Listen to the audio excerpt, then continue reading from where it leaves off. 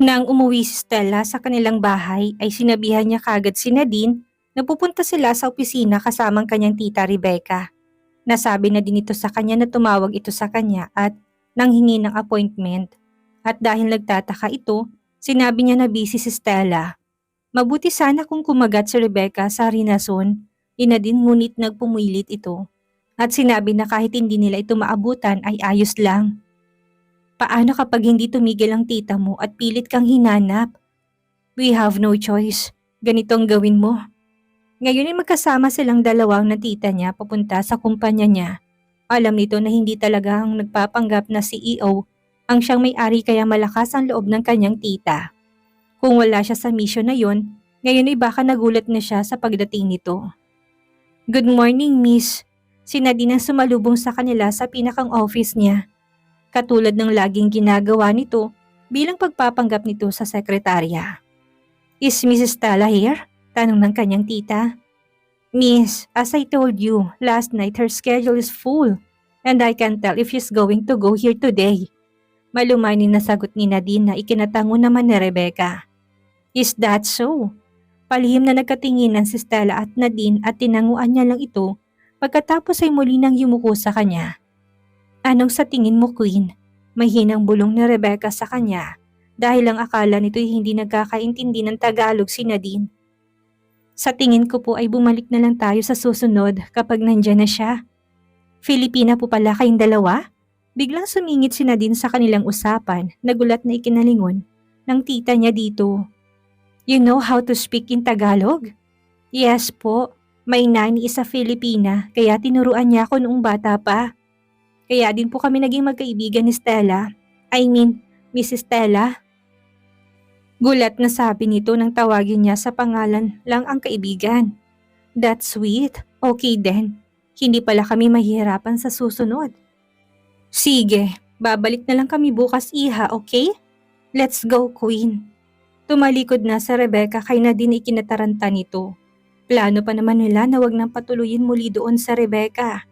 Ngunit bago pa tuluyang makapagsalita si Nadine, ay umalis na ito.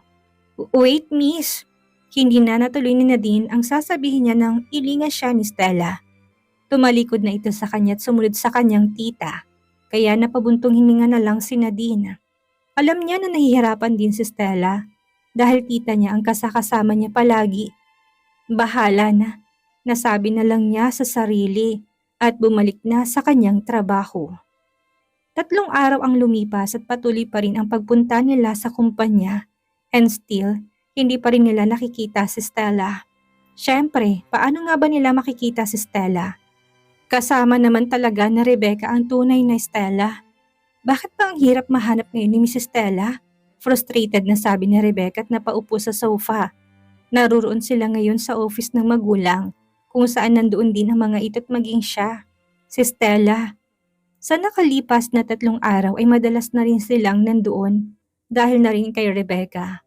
Pagkatapos nilang mag-imbestiga tungkol sa kanya ay doon ito tumutuloy at hindi naman siya makahindi dahil pinipilit siya nito. Sa totoo lang ay may part sa kanya na masaya siya dahil nakakasama na niya ang tunay na magulang. Kahit papaano ay nakikita at naaalaman niya ang ugali ng mga ito. Ang daddy niya ay natural na tahimik at palaging nakasimangot. Ngunit pagdating sa kanyang mommy ay lagi itong nakangiti at lumalambot ang ekspresyon. Ang ina naman niya ay kalug at laging sinasakyan ang pagdadrama ng kapatid nito. Minsan nga ay napapangiwi na lang siya at naiisip na laking pasasalamat niya dahil hindi niya nakuha ang pag-uugali ng ina. Hindi niya ma-imagine na sarili na ganun kagulo. Naiisip nga rin niya na baka ang kapatid niyang si Zephyr ang nakakuha ng ugali ng ina nila. Naiisip pa lang niya pakiramdam niya sasakit ang ulo niya. Mabait ang mommy niya at palaging nakangiti pero childish ito kapag pamilya niya lang ang kaharap. Ewan nga niya pero tingin niya komportableng mga ito sa kanila dahil malaya silang nag-uusap tungkol sa personal na bagay. At plano kapag naruroon siya tulad na lang ng mga laban nila sa kapwa nila mafia. Ngunit sa nakalipas na mga araw ay kahit anino ng kapatid niya ay hindi niya nakikita doon. Naalala niya na lihim lang ang tungkol dito kaya tingin niya palihim lang kung magkita o magkasamang mga ito. Hindi naman niya matanong ng diretsong magulang Dahil sino nga ba siya, hindi ba? Isa pa si Arabella, hindi pa rin ito dumadating hanggang ngayon. Dahil na rin busy siya ay nawawala na tuloy sa isip niya ang tungkol sa gustong malaman dito. Isama mo pa na gusto na siyang pauwiin ni Maximus. Hindi niya alam kung bakit ganun ang pakiramdam niya merong nangyayari sa kumpanya nito. Ramdam niyang pagod sa boses nito at noong minsan nakausapin siya ni Johanna ay nasabi nito sa kanya na mayroong problema sa kumpanya. Mukhang gusto nitong makapagpahinga sa kanya. Sa bagay kahit siya ay miss na ang nobyo kaso hindi siya makaalis dahil dito. Hayaan mo na Rebecca, last day mo na bukas hindi ba? Hindi ka pwedeng magtagal dito. Walang nag-handle sa school. Nabuhayan si Stella nang marinig niya yon mula sa kanyang ama. Ibig sabihin makakalaya na siya at makakakilos ng ayos dahil aalis na ito sa Canada. Yeah, I know. Malungkot na sabi ni Rebecca. Hindi kaya alam ni Stella na pinaimbestigahan natin siya, kaya siya nagtatago? Napaupo ng ayos si Stella na marinig yon mula sa kanyang ina. Isa pa yun sa napansin niya dito. Kung kalog ito at palaging good vibe. Kapag seryosong usapan naman ay nag-iiba ang mood nito at nagiging kampantay ng ama ang aura nito.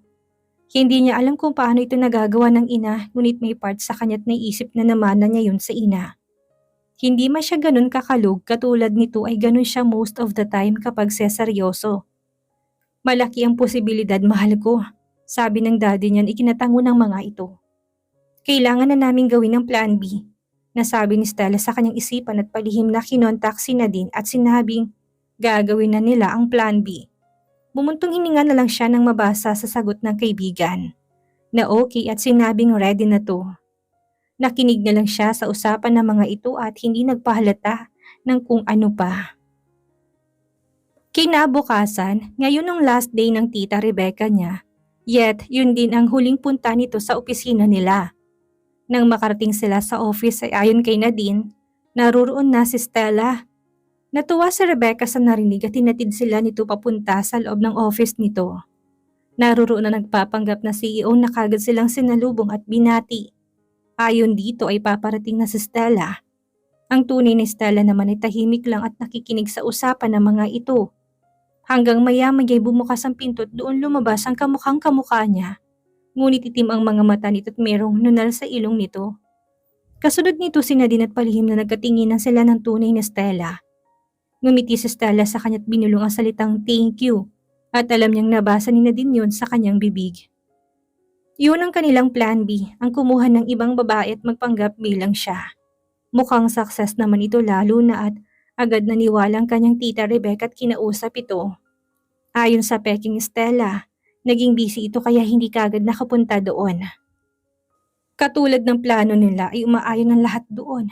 Mahaba-haba ang kanilang naging usapan, lalo na at pinag-usapan na rin nila si Johanna at kung kamusta na ito. Binanggit nito na ilang linggo na siyang hindi nakakauwi sa Pilipinas. Masaya si Stella marinig mula sa kanyang tita ang tungkol sa anak, lalo na at magaling ito sa school. Dahil na rin hindi pwedeng malaman ng tita Rebecca niya. Ang tungkol sa kanya ay talagang nagtitiis siya na huwag magtanong dito tungkol sa anak. Ngayon na napag-uusapan na nila ito ay masaya siya. Matapos ang halos 2 oras ay nagpasya na silang umalis doon.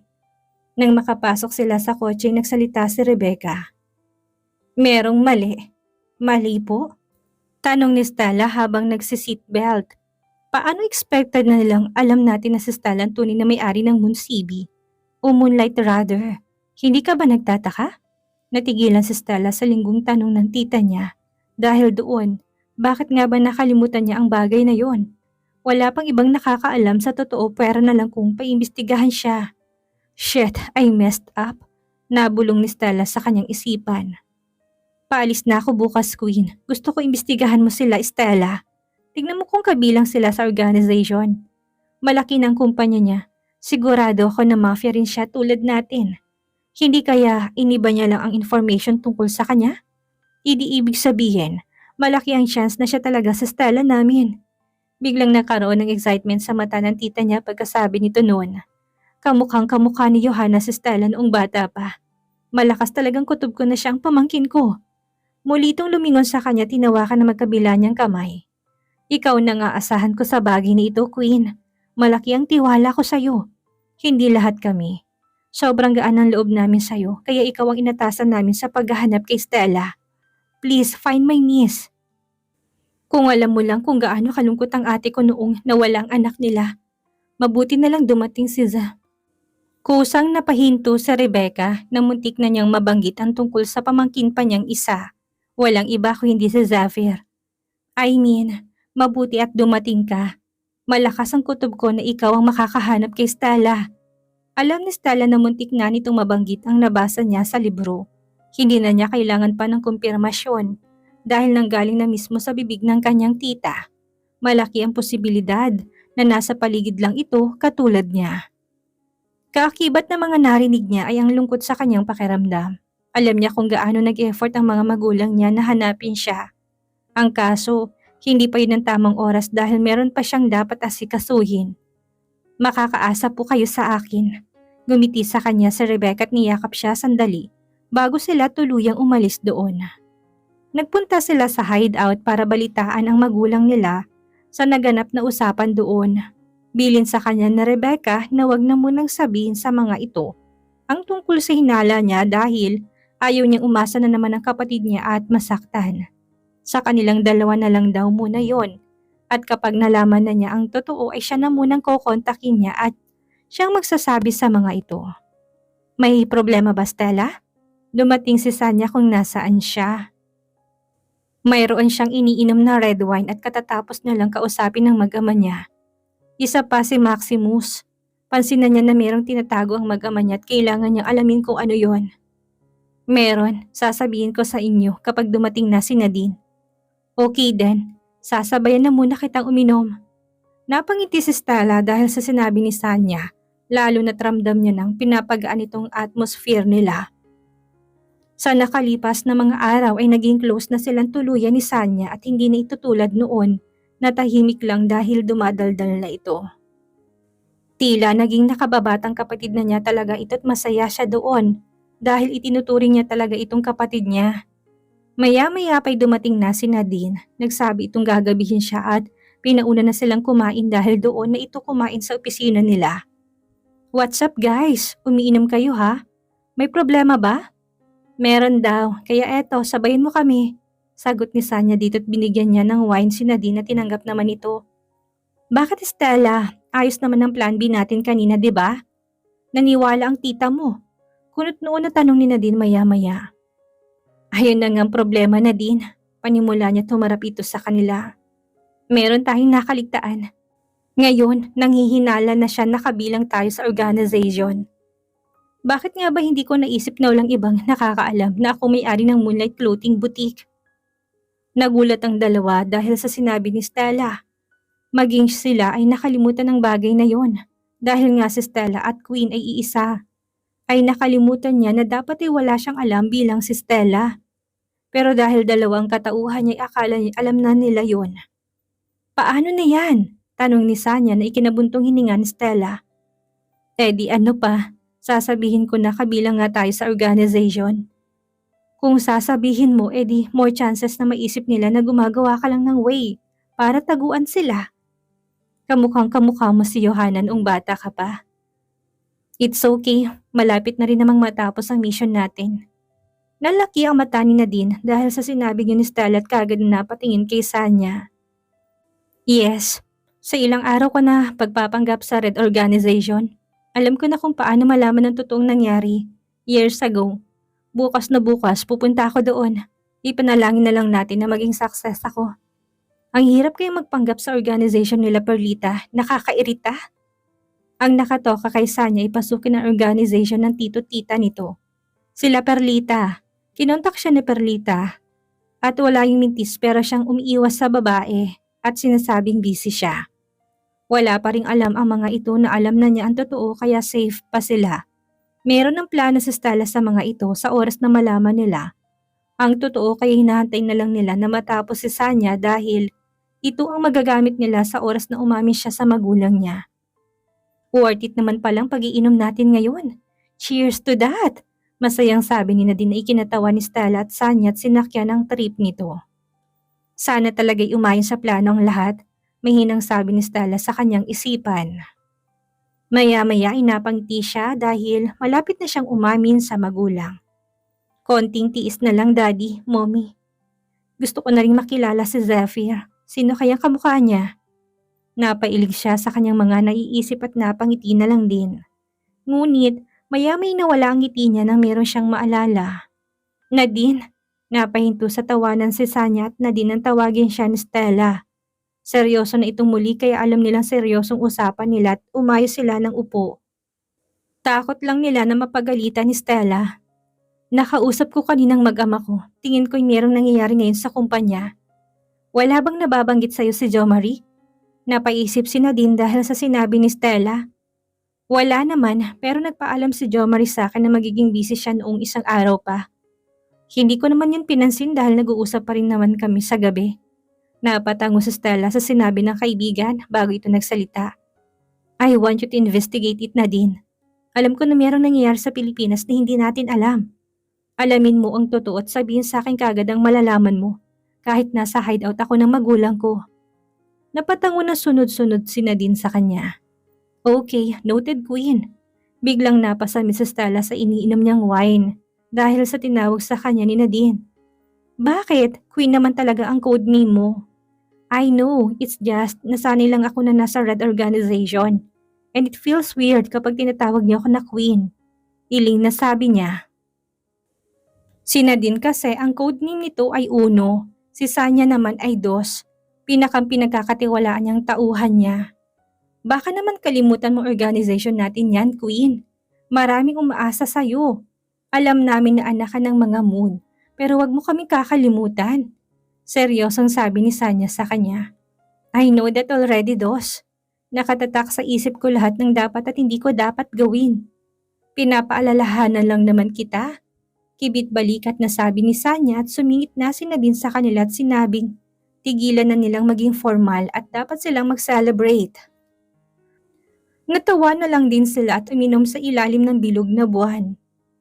Kadarating lang ni Stella sa hideout ng kanyang mga magulang.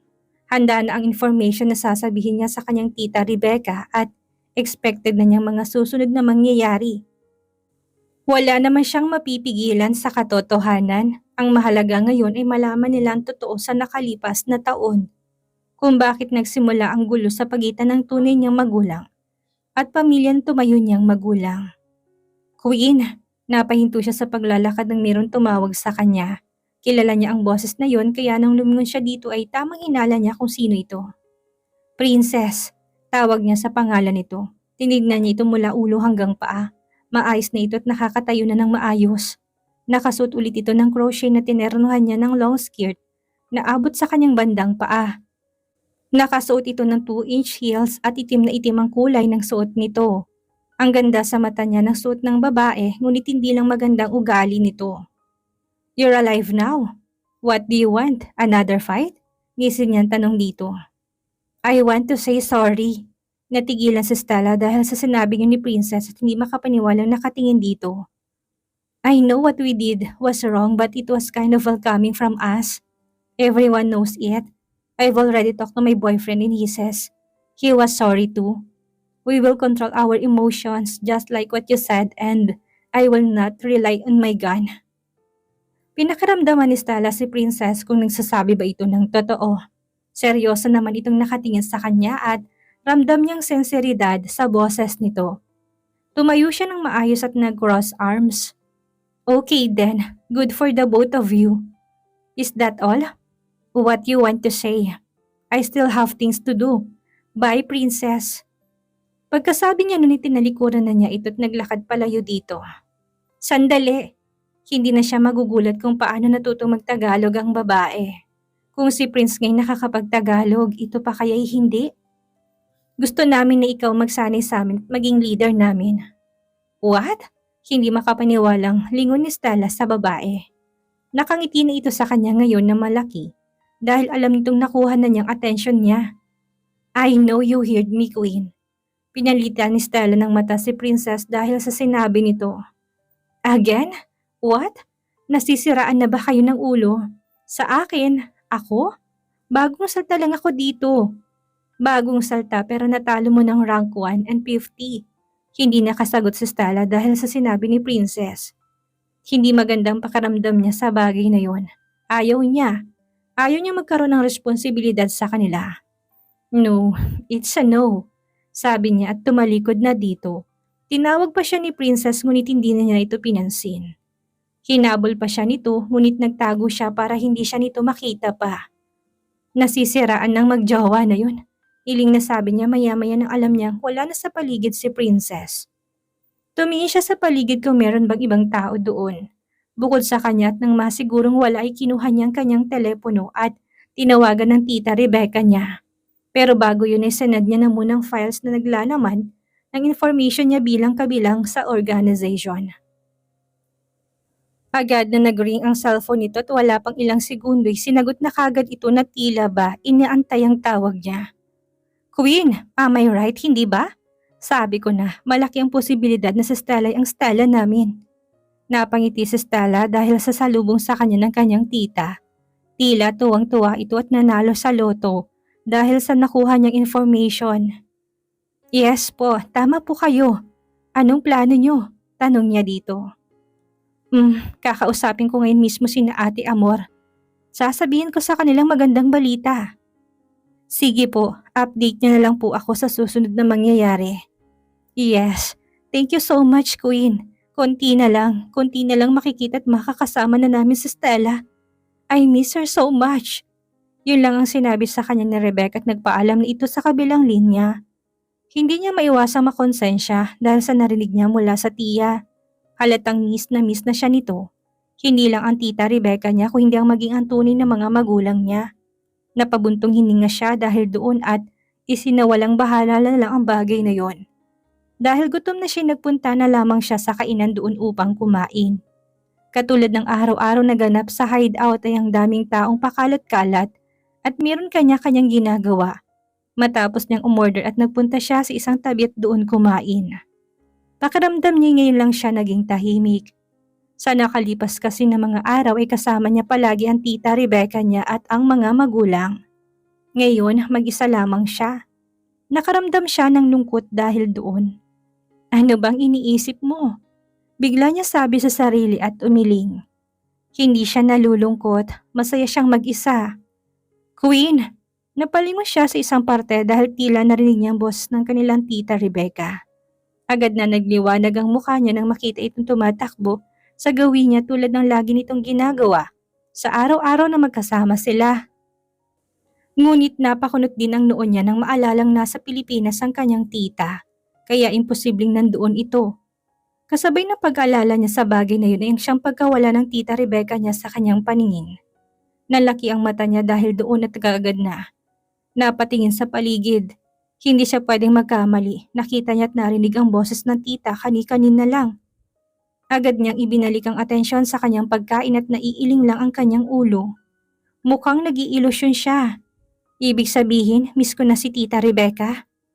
Biglang nasabi niya sa sarili at doon siya nakaramdam na matinding pangungulila. Pero isang araw pa lang kami hindi magkasama. Mahina niyang sabi sa sarili.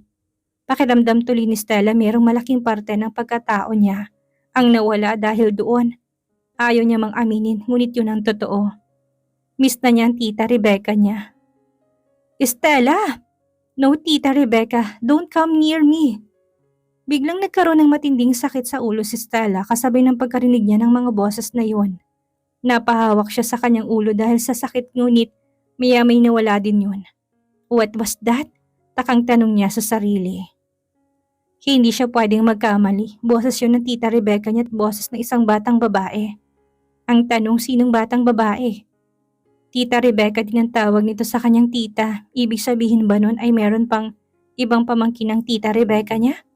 Napailing siya sa kanyang naiisip. Baka isa lang yun sa mga ilusyon na nangyayari sa kanya dahil sa pagkamis sa kanyang tita. Hindi maganda yun para kay Stella dahil hindi niya dapat hinahanap-hanap ang kanyang tita. Oh, bigla niyang react nang maramdaman niyang merong natapon sa kanya ng malamig na tubig mula sa ulo niya pababa sa kanyang katawan. Oops, sorry, my hand slipped. Napatingin siya sa kanyang gilid at doon nakita niyang isang babae. Tumatawa ang nasa katabi niyang table na tingin niya ay kasama ng babaeng nagtapon sa kanya ng shake na yon. Ang lamig pa naman ito at ang lagkit. What is wrong with you? Malamig niyang tanong dito at naglabas ng malakas na aura. Naiinis siya. Literal na inis ang nararamdaman niya at parang gusto niyang magpatulog ng 5 babaeng nagtatawanan dahil sa ginawa ng babaeng nasa harap niya ngayon.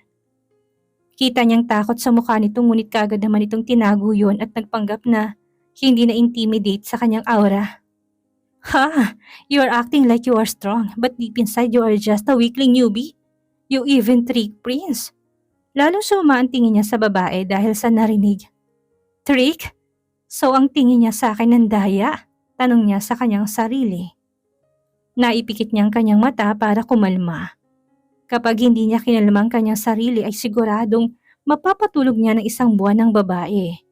Wala na siyang ganang kumain kung kaya bigla siyang tumayo mula sa pagkakaupo niya dahilan para tumumbang inuupuan niya na nagresulta ng malakas na tunog sa buong kainan na yon. Nasa kanila na ngayon ang buong atensyon ng lahat, lalo na't malakas na aurang lumalabas ngayon kay Stella. Ang babaeng nagtapon ng shake sa kanyang ulo'y napaatras sa talata na ngayon ng pagkatakot sa mukha dahil sa kanya. Next time, think before you act. Don't make me angry and ruin my brunch again. Pagkasabi niya nun ay naglakad siya paalis doon, ngunit sinangga niya na munang braso ng babae, dahilan para matumba ito sa sahig. Napatili ang mga babaeng kasama nito at kaagad itong tinulungan. Walang nagtatangka na lumapit o humarang sa daraanan ni Stella dahil sa sama ng aura nito. Kusang nagkakaroon ng daanan na dinadaanan niya kahit na maraming taong nakaharang doon. Takot lang nilang mapagbuntunan ng galit nito. Ang blonde na buhok nito'y kulay violet na dahil sa shake na tinapon ng babae, maging ang puti niyang damit. Mukhang 2 basong tinapon ito sa kanya. Talagang inis na inis siya. Hindi na maaalis ang kulay nun sa kanyang damit panigurado.